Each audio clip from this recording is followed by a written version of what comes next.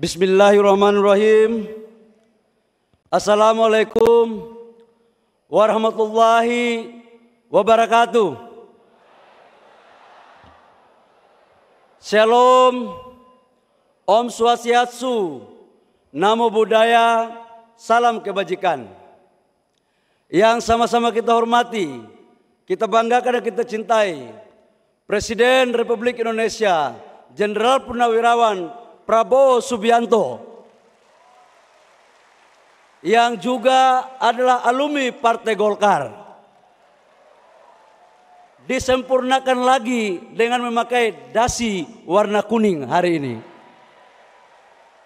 Jas boleh hitam, tapi dasi tetap kuning, artinya Golkar tetap ada di dalam hati Bapak Presiden Prabowo. Makasih Bapak Presiden atas kehadirannya. Ini sudah temu kangen Pak. Banyak teman-teman tanyakan kepada saya, bahwa Presiden datang atau tidak. Saya katakan kepada mereka bahwa insya Allah selama doktrin karya kekaryaan masih ada di sanubari Bapak Presiden Prabowo, insya Allah beliau akan hadir. Dan hari ini tepat akan ada. Yang saya hormati Bapak Wakil Presiden Republik Indonesia, Bapak Gibran Rakabuming Raka, yang hadir bersama-sama kita juga. Kita berikan aplaus, terima kasih Bapak Wakil Presiden. Yang saya hormati Wakil Ketua MPR, abang saya Bang Muzani, terima kasih. Yang juga adalah Sekretaris Jenderal Partai Gerindra. Oh, mohon maaf, Ketua MPR RI. Berarti respon kader partai untuk cinta Gerindra ini tinggi gitu. Masuk barang, masuk. Yang saya hormati Ketua DPR RI, kakak saya Ibu Puan Maharani, kata Ketua Panitia Perempuan hebat katanya. Yang saya hormati seluruh anggota kabinet Merah Putih yang sempat hadir, yang mohon maaf saya tidak sebut satu persatu. Ketua-ketua umum partai politik yang sempat hadir, yang mohon maaf saya tidak sebut satu persatu. Lebih khusus yang saya hormati Wakil Presiden ke-10 dan ke-12 yang juga mantan Ketua Umum DPP Partai Golkar, Bapak Muhammad Yusuf Kalla, yang sudah hadir bersama-sama kita. Ini kader Golkar yang pasca reformasi yang punya jabatan Wapres 2 kali dan presidennya berbeda, cuma Pak Yusuf Kalla aja. Itu terjadi karena pernah jadi ketum Golkar, kira-kira begitu. Yang saya hormati Ketua Dewan Pembina Partai Golkar, Pak Agus Gumiwang. Ketua Dewan Kehormatan, Bang Ical. Kita berikan aplaus kepada Pak Abu Rizal Bakri. Ketua Dewan Etik dan seluruh senior-senior yang mohon maaf saya tidak sebut satu persatu. Sekretaris Jenderal, wakil-wakil ketua umum, bendahara umum, dan seluruh pengurus DPP Partai Golkar yang hadir pada hari ini. Yang saya hormati anggota fraksi 102 orang DPR RI yang sempat hadir di ruangan ini. Para ketua Ormas Hasta Karya, ketua-ketua Golkar, DPD 1, DPD 2, yang saya muliakan yang hadir pada hari ini. Dan seluruh anggota DPR, kabupaten, kota, provinsi, yang berjumlah 2.900, yang baru selesai mengikuti pembekalan dalam mengawal pemerintahan Prabowo Gibran ke depan. Seluruh kader dan hadirin yang berbahagia. Pertama-tama, marilah kita panjatkan puji syukur kita kehadiran Allah Subhanahu wa Ta'ala atas limpahan rahmat kasih sayangnya, sehingga pada hari ini kita dapat berkumpul di sini dalam rangka mengikuti perayaan puncak HUT Golkar yang ke-60. Hari ini merupakan hari yang sangat penting. Ibarat usia seorang manusia, 60 tahun bukanlah usia yang muda. Ini adalah usia matang-matangnya. Karena itu kalau kita menengok ke belakang tentang bagaimana proses Partai Golkar lahir, sesungguhnya Partai Golkar lahir adalah merespon terhadap kondisi politik yang pada saat itu terjadi di zaman Orde Lama. Stabilitas politik yang tidak menentu, adanya gerakan politik yang merubah ideologi Pancasila kepada ideologi lain. Atas dasar kesadaran itulah kemudian muncul gabungan organisasi-organisasi yang mengatasnamakan sebagai Sekber dan mendeklarasikan diri pada tanggal 20 Oktober tahun 64. Dan disitulah terjadi bergabungnya antara TNI dan organisasi-organisasi sebagai cikal lahirnya Partai Golkar. Dengan demikian dapatlah kita artikan bahwa sesungguhnya Partai Golkar lahir bukan dimiliki oleh 1-2 orang, tapi Partai Golkar lahir atas dasar gagasan besar para pendisri bangsa dan para tokoh-tokoh bangsa yang ingin melihat rakyatnya sejahtera. Proses kemudian terjadi pada tahun 71, Golkar menjadi peserta pemilu.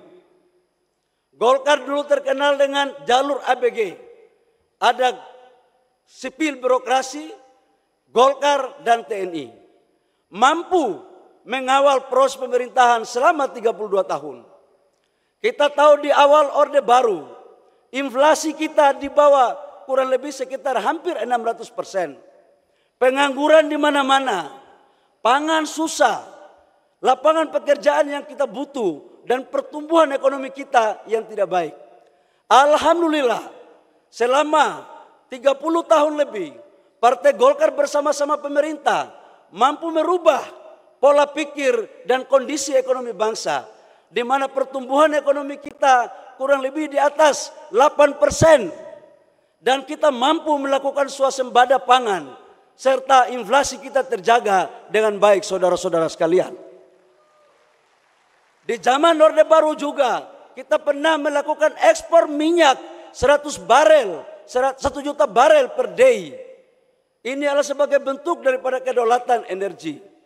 Namun apa yang bisa kita lihat, kekuatan bangsa kita tidak hanya disegani di kawasan Asia Tenggara, tapi juga disegani di dunia. Bahkan terkenal bahwa Indonesia adalah macam Asia.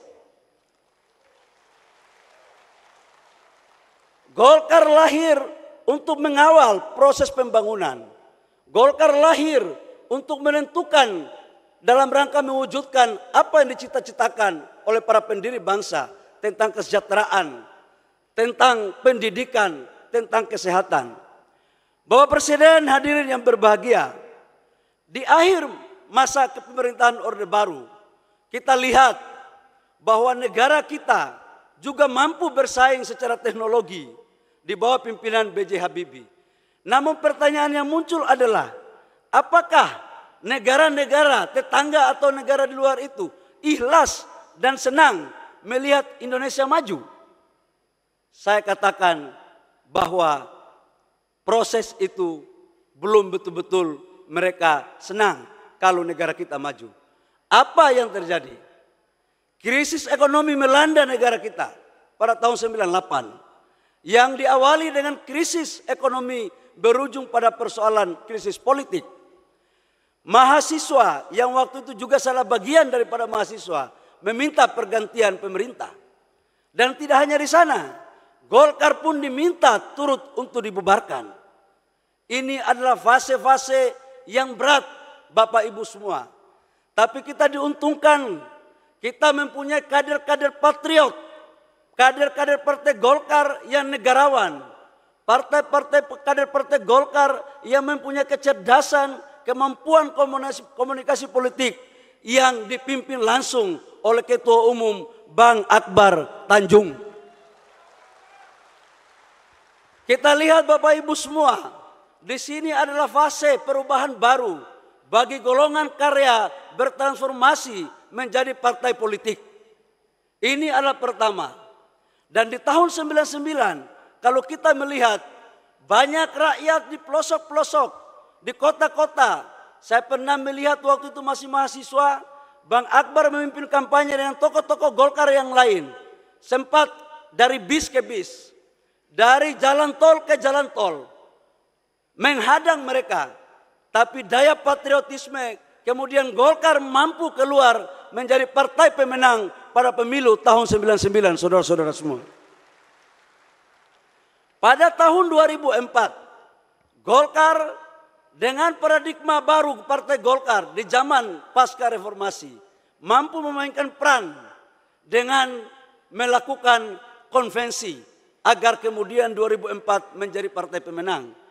Konvensi adalah sebuah strategi yang menurut saya jitu, dan waktu itu peserta konvensinya adalah Ketua Umum Bang Akbar Tanjung, Bang Ical, kemudian Pak Surya Paloh, kemudian Pak Wiranto, dan Bapak Presiden Prabowo. Yang menang waktu itu adalah Pak Wiranto. Namun dalam Pilpres belum Allah mengizinkan jadi presiden. Tetapi yang kalah konvensi 20 tahun kemudian langsung terpilih jadi presiden. Jadi memang di Golkar ini ya ketua umum itu belum tentu jadi presiden. Belum tentu. Karena Golkar ini inklusif. Dan itu telah dicontohkan oleh Bang Akbar. Beliau ketua umum membuka diri bagi yang lain untuk ikut berkompetisi. Artinya apa? Yang saya mau sampaikan bahwa Golkar sebagai partai yang betul-betul adaptif, yang mau mengikuti perkembangan tentang sistem politik yang ada. Pasca pemilihan konvensi, apakah kemudian Partai Golkar sudah selesai? Enggak lagi. Muncul fase berikut. Pasca konvensi, Partai Golkar melahirkan kader-kadernya yang luar biasa, kemudian mendirikan partai lain. Jadi Golkar selalu silih berganti, naik turun. Diawali dengan Hanura yang didirikan oleh Pak Wiranto. Waktu itu orang berpikir Golkar akan semakin suaranya turun. Tapi alhamdulillah, sekalipun ada yang pergi, ada juga yang datang. Setelah Pak Wiranto pergi mendirikan Partai Hanura, ada satu lagi kader terbaik Partai Golkar, mendirikan Partai Gerindra.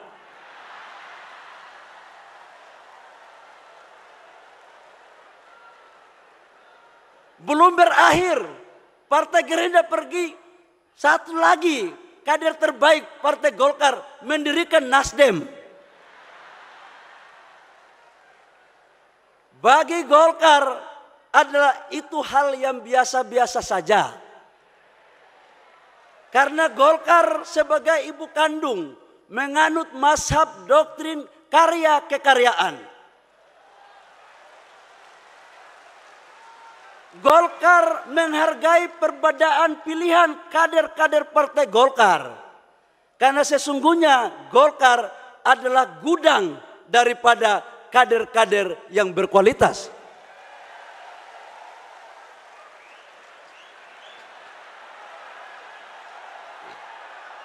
Saya juga ingin menyampaikan bahwa dalam perilaku politik Golkar tidak pernah menghina atau meremehkan partai yang lain.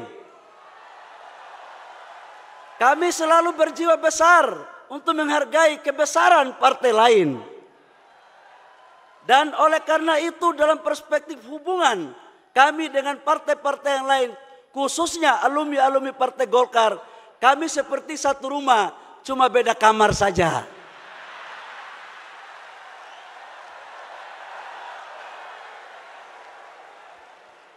Yang namanya satu rumah pasti keluarga. Cuman itulah perbedaan. Golkar adalah ibu kandung yang melahirkan anak-anaknya. Bapak Presiden, hadirin yang berbahagia.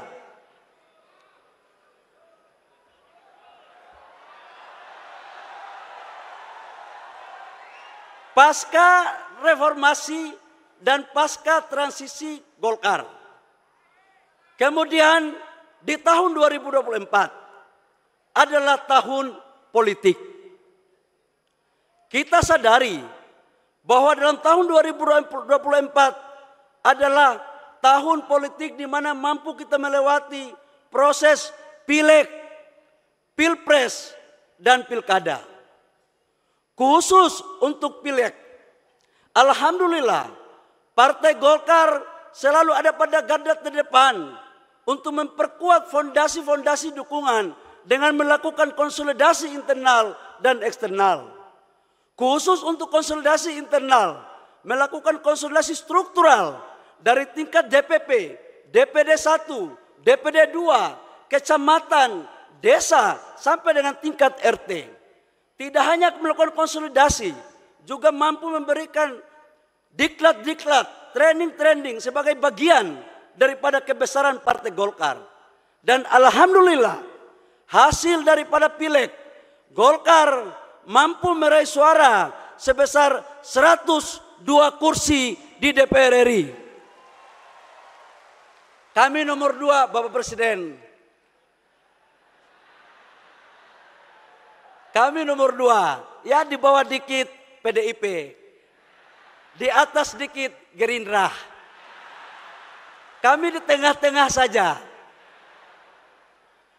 Dan ini mencerminkan, tetapi untuk DPR Kabupaten Kota, izinkan kami Bapak Presiden dan seluruh ketua-ketua umum partai lain, bahwa Golkar menang di 15 provinsi dan sekaligus menjadi ketua DPR provinsi. Dan menang di 300 lebih kabupaten kota dengan total jumlah anggota DPR kabupaten kota sebesar 290 dan yang terbanyak dibandingkan dengan partai-partai yang lain. Dan malam hari ini semua mereka ada di sini Bapak Presiden.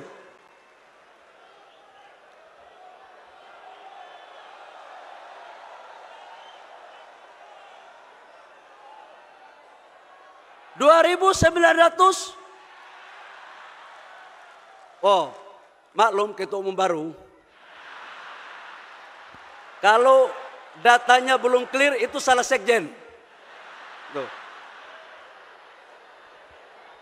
Bapak Presiden dan hadirin yang saya hormati, terkait dengan Pilpres, alhamdulillah Golkar bersama-sama Partai Gerindra dan Partai Koalisi telah bersepakat untuk mencalonkan pasangan calon presiden pada saat itu Prabowo Gibran dengan nomor urut 2. Golkar dan partai koalisi yang lain bersama-sama bekerja keras untuk memenangkan pasangan kita untuk menjadi presiden dan wakil presiden.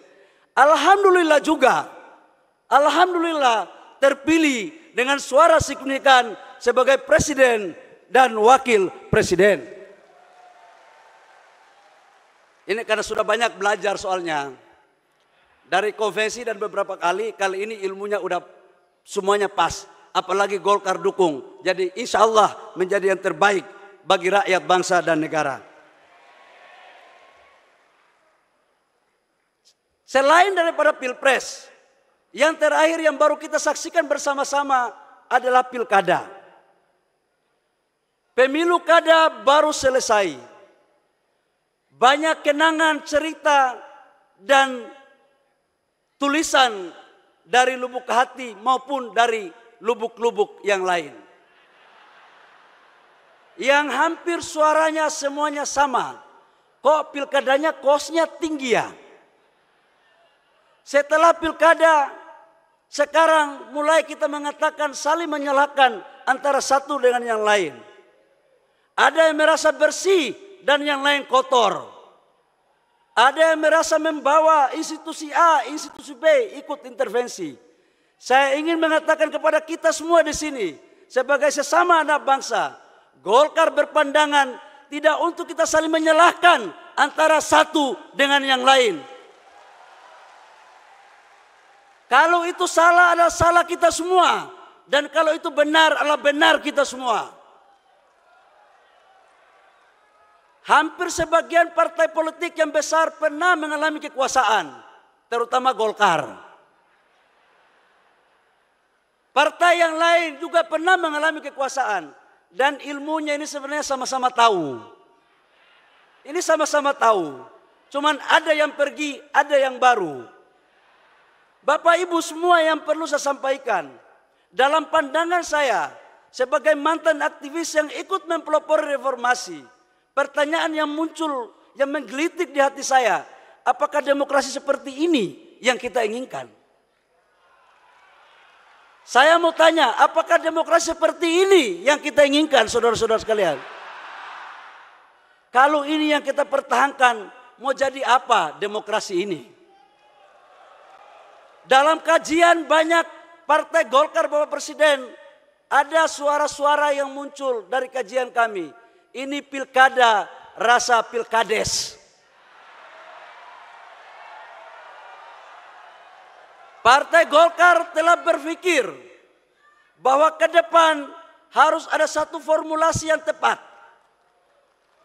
Harus ada formulasi yang tepat untuk kita merumuskan sistem politik kita yang benar-benar baik untuk rakyat dan baik untuk negara untuk mewujudkan cita-cita proklamasi kita.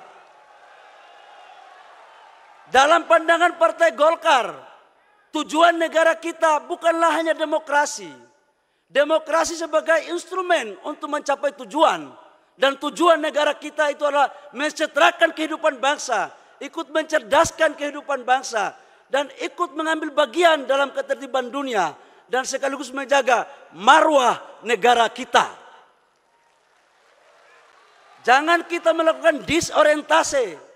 Dan saya pikir Bapak Presiden, kalau memang partai lain yang belum mau menginisiatif, izinkan kami untuk Golkar memulai dialektika ini. Kita akan merumuskan, kita akan memberikan suatu pemikiran-pemikiran yang baik, yang sudah barang tentu tidak boleh kita menaifkan atau memperkecil hak-hak politik rakyat yang ada di negara kita. Setuju? Setuju?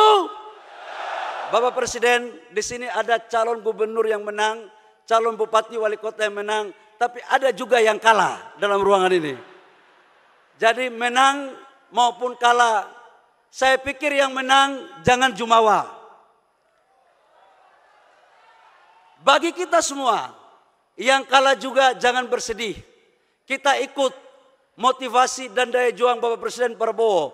Kalah berkali-kali tapi maju terus, akhirnya menang. Sudah ada contoh, jadi kalau baru kalah sekali, jangan menyalahkan institusi lain dong. Jangan menyalahkan yang lain. Maju terus. Maju terus. Taunya yakin usaha sampai.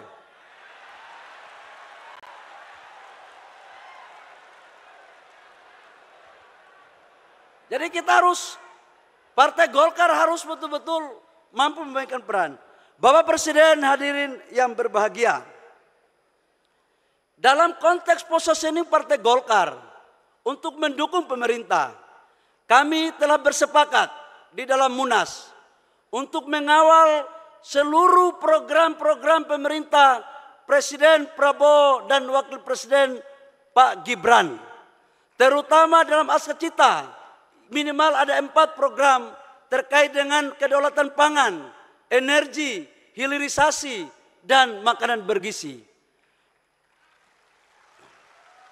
Bagi Partai Golkar ini sejalan dengan roh, gagasan dan tujuan partai.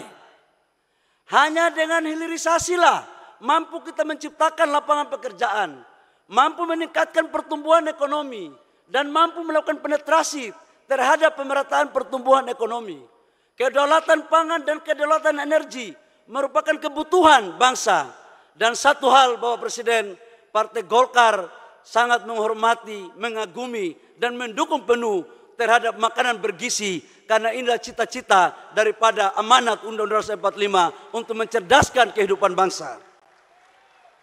Dalam perspektif itulah kemudian kami ucapkan terima kasih kepada Bapak Presiden Prabowo dan Wakil Presiden Pak Gibran Rakabuming Raka yang telah mempercayakan kepada kader-kader terbaik Partai Golkar untuk duduk di anggota kabinet. Dalam hitungan kami ada 7 menteri, ada 8 menteri yang Bapak jadi pembantu Bapak Presiden. termasuk Ketua Umum Golkar. Ada 8, ada 1 jabatan setingkat menteri, gubernur tanpa pilkada, yaitu Gubernur Lemhanas. Ada 3 wakil menteri. Ini semua terjadi karena pembuktikan kualitas kader Partai Golkar untuk membantu Bapak Presiden dalam rangka mewujudkan apa yang menjadi cita-cita visi besar dalam konteks pembangunan rakyat, bangsa, dan negara. Dalam konteks ke depan, karena sudah memasuki 60 tahun, Golkar selalu mengambil inisiatif dan selalu berevolusi untuk menatap ke depan. 2029 masih 4 tahun atau menjelang 5 tahun lagi.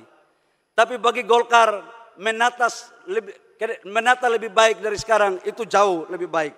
Karena itu kami berpandangan bahwa jumlah pemilih usia 17 tahun sampai 50 tahun itu usianya kurang lebih sekitar 73%. Jadi pemilu ke depan 73% pemilih adalah usia 17 sampai dengan 50 tahun. Golkar akan selalu berpikir untuk membuat strategi merekrut anak-anak muda sebanyak-banyaknya. Anak-anak milenial dari ujung tifuk bangsa kita dari Aceh sampai Papua. Ini sebagai bentuk daripada inklusivitas kita untuk bagaimana mendorong dengan tetap mengedepankan asas-asas proses rekrutmen kaderisasi yang baik. Di samping itu juga kami menargetkan agar target kita ke depan menambah kursi Bapak Presiden. Dari 102, ya 100 lebih 2 sedikit lah Bapak Presiden. Kita tahu bahwa harus di angka psikologis. Di angka psikologis. Dan dari mimbar ini juga kami ucapkan selamat kepada Partai Gerindra sebagai pemenang pilkada untuk di tingkat provinsi yang sangat luar biasa sekali. Tetapi Golkar ada di urutan kedua. Kita dua-dua saja nggak apa-apa. Nggak boleh terlalu mendahului, nggak boleh juga ketinggalan terlalu banyak, gitu. Karena Golkar itu penyeimbang untuk kebaikan kita semua. Saya pikir hanya itu Bapak Presiden yang perlu kami laporkan dan kami menyampaikan pada acara HUT ke-60 ini. Akhir daripada sambutan saya ingin mengajak kita untuk menandakan yel-yel. Kalau saya katakan Golkar solid, Indonesia, kita coba cek. Golkar, Golkar, di sebelah sini belum kompak. Golkar, Indonesia, Indonesia, Indonesia. Bapak Presiden, ini bentuk gelar pasukan bahwa mereka ini ada pada garda terdepan untuk mengawal pemerintahan Bapak Presiden Prabowo dan Bapak Wakil Presiden. Demikian yang perlu kami sampaikan pada kesempatan yang berbahagia ini. Kiranya kami memohon kesediaan Bapak Presiden untuk memberikan pengarahan kepada junior-juniornya. Karena saya lihat dari tadi Bapak Presiden sangat nyaman karena rasanya kembali ke rumah beringin seperti semula.